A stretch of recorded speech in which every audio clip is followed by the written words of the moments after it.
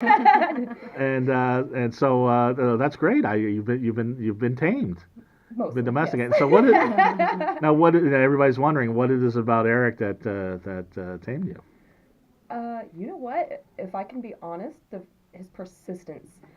I was a wild child, and he wanted me, and I tried everything. I drew knives on him. I chased him out of my apartment screaming. Like we had fallouts, huge ones, and he Right. would just keep coming right back. I'm like, "What is your problem? Go away. I'm psycho." And he's like, "I know, but I love you." I'm like, "What the hell?"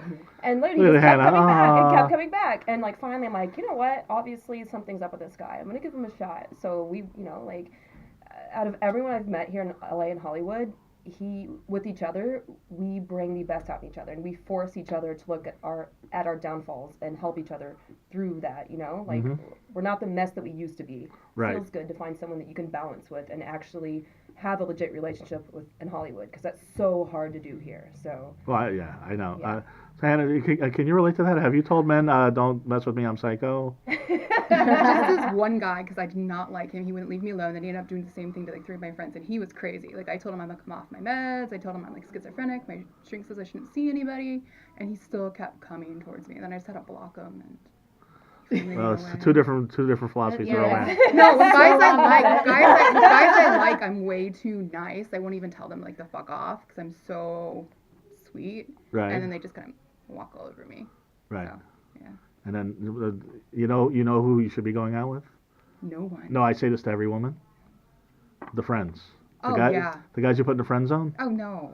Oh yeah. Oh yeah. No, I'm not All the sexually guys are like, attracted to any yes. of them. No, I'm no, like, because sorry. they're the ones that really Yeah. like. They're the ones that Sorry. really like you. I know.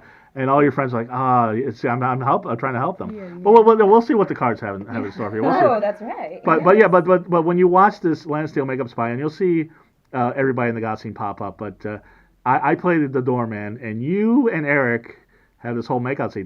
Because the three of us were at a patio where they filmed everybody else because they featured all of us and all the sexy goth people. Why do you think they picked you? Because I was wearing an undervest with nipple tape on. Probably had something to do with it. It, No, I don't know. you think that's what it was?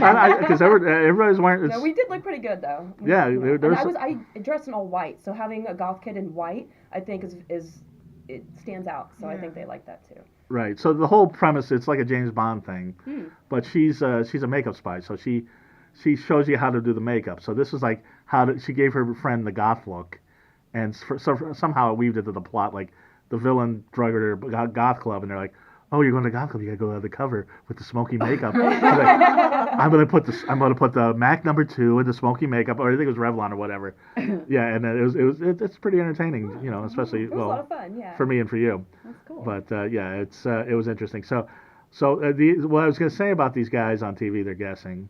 Also, you know the story about Houdini. Yeah. I actually led the official Houdini seance in That's why 2015. there. Yes, Yeah, you yeah. saw my segue a mile away. Yeah, yeah. Well, of course. Like, I saw that The coming. Magic Castle. Well, there were magicians associated through the Magic Castle, and they were members, but it wasn't at the Magic Castle. It was actually at the Brava Theater Mm-hmm. in San Francisco, where Okay. Houdini actually performed. So.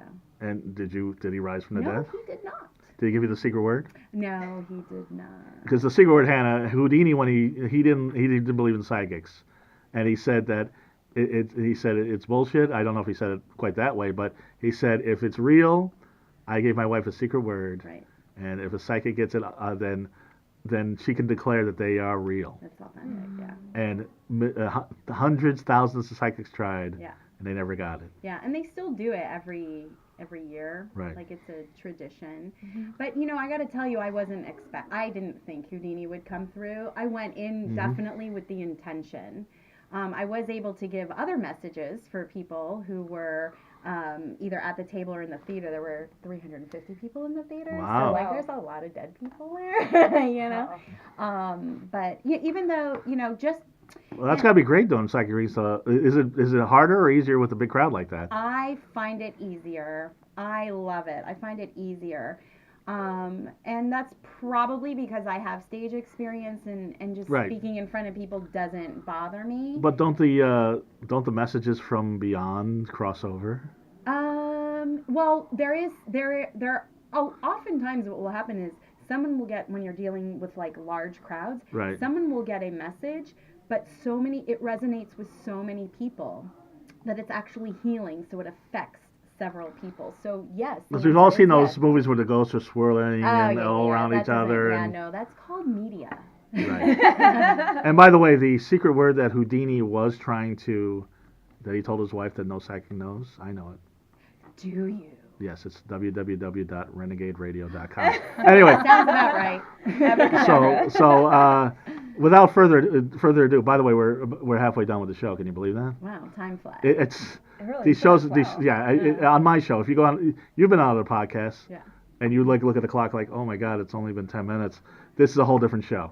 So I just go with the flow, yo. yes. So who wants to be read first? Who wants to be You read take the first? honor. Me? Okay, Hannah's gonna be I read called her first. over a few weeks ago in a Okay. panic, so Oh. it's your turn. So Hannah. I do house calls. Yes. She does. She Yeah. saved me. No, yeah.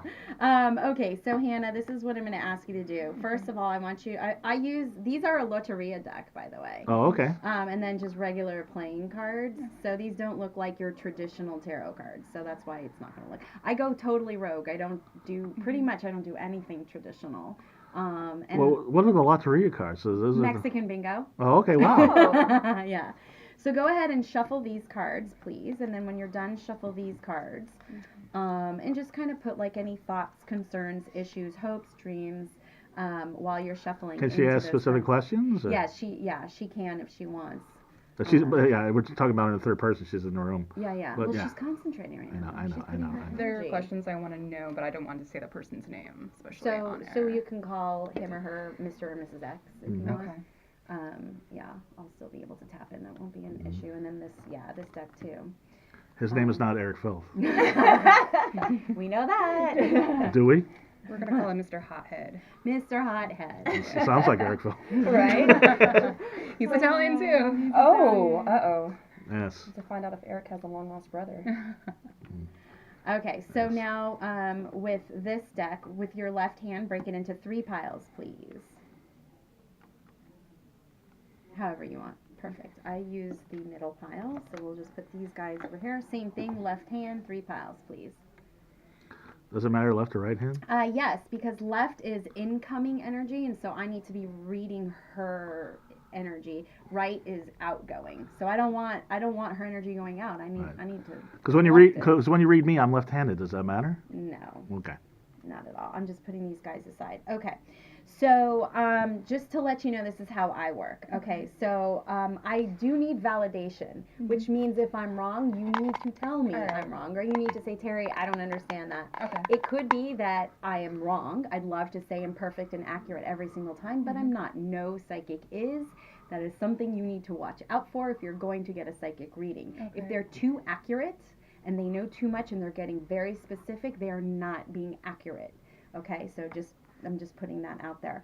Also, I give all information that I get. So piggybacking on earlier, even if it's bad news, I promise that I'll present it in a way that you're not going to be like, I've had enough of that. I'm good. She's very gentle. Yeah. So she's good. Yeah. So that and also what that means is that if I'm not getting information, I'm not going to tell you something that you want to hear. I'm just going to say, I'm sorry, I can't answer that question because I'm just not getting that information. Okay. Mostly it's because you're not supposed to know that information because you need to learn something from it. And it needs to come authentically from you and your choices and your free will. And a lot of times when you do go to a psychic, they can influence. Yeah. That's why we psychics have a huge responsibility in how we give the information. The other thing is try and think in metaphors or like similar, like, as, or in connection to, because I may not be exact, okay? And perfect, here we go. So you had specific questions. Do you want to, because the validation will come from that. Go ahead and ask your question. Oh, I don't know how to ask it.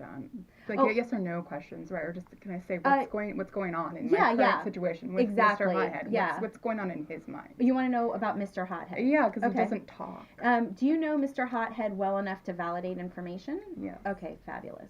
Okay.